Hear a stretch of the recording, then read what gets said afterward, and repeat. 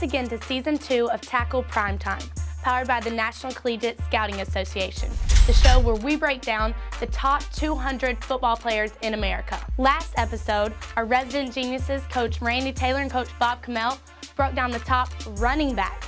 They're back again this episode to look at the top wide receivers and unlock more insider recruiting information from their vault. Coach and Coach, take it away.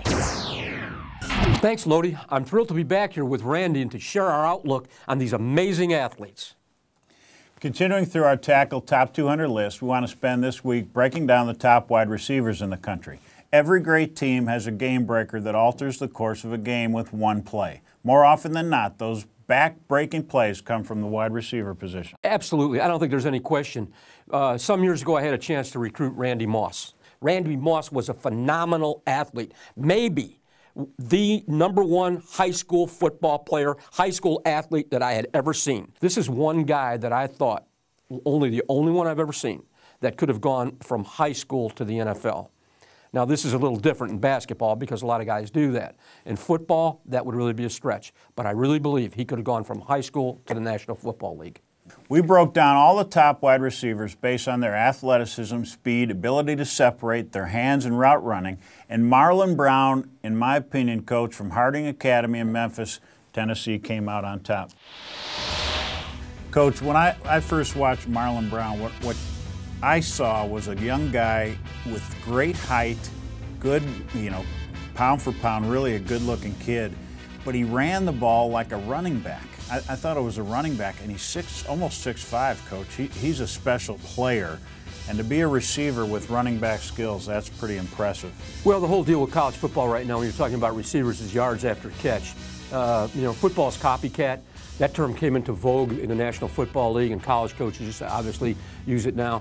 Exactly. He is, after he catches the football, he does become a running back. And I remember coaching running backs.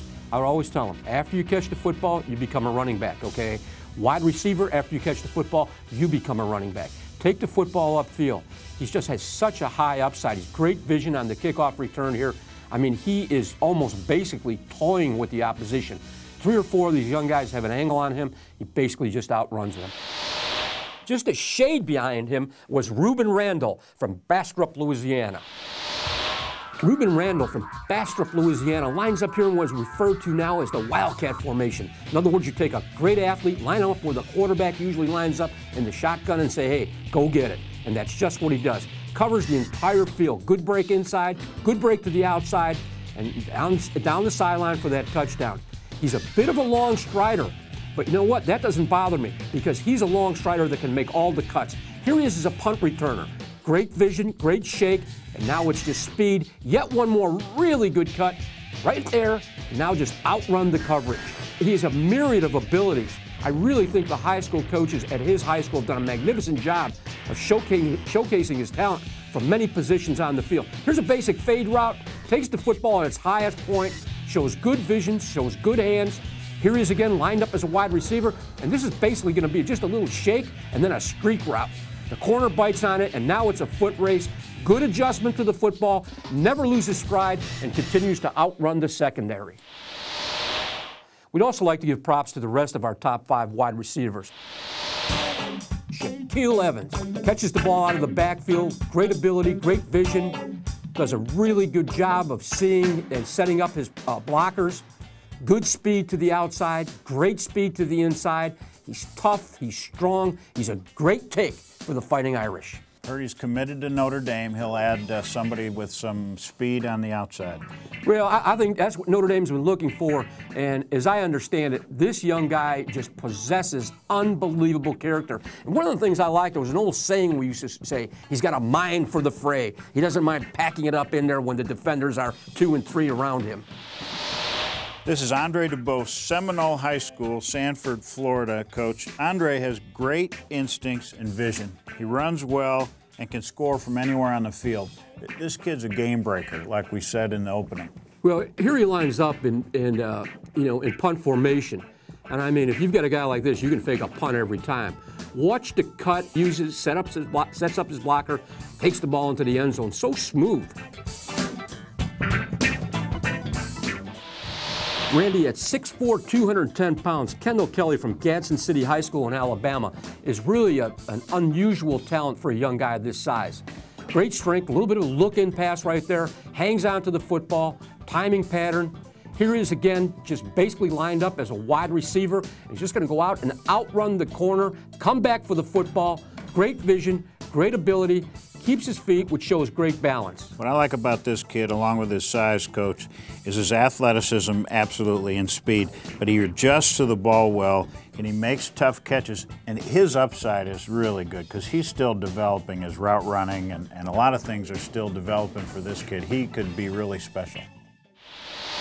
As always, we want to wrap up tonight's Tackle Primetime with some must-know recruiting advice for all the potential recruits out there. Last week, we explained what a reliable source is in recruiting.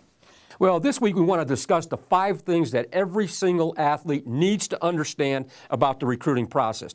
These are 5 magnificent hints, 5 magnificent helps for young people, regardless of their sport. Number 1. Recruiting begins as early as 7th or 8th grade in some sports. The large majority of Division I football scholarship offers are out by the time a prospect becomes a senior. It just keeps speeding up. I remember back in the day, we had a quarterback from Louisiana we offered in 8th grade, Coach. Well, the process is so accelerated. Number 2, coaches use reliable sources to develop lists. They don't discover talent at camps. 2 guys that I recruited that came to camp that we didn't know about. One was Rocky Boyman from St. Xavier in Cincinnati. He came to the Notre Dame camp. We didn't know about Rocky, ended up scholarshiping him.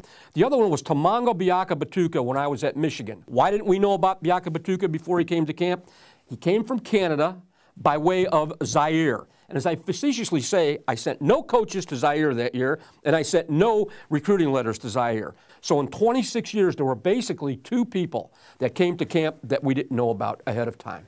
3, Coach. College coaches use their sources and watch film to do a majority of their initial evaluations. Recruits can't expect a college coach to show up in person and watch them out of the blue. They're just too hard to find. They need to get an early evaluation to save time and narrow the names on their recruiting board. That list has got to be narrowed as soon as possible. That there are over 1,700 colleges and universities across the country that play collegiate sports. It's not where you go, it's what you do with that opportunity. 85% of all opportunities are outside of Division I. These options just may not be in your own state, maybe not in your own region. They are across the country. If you're really serious that you want to play athletics in college, there is a place for you, but you may need to expand your search.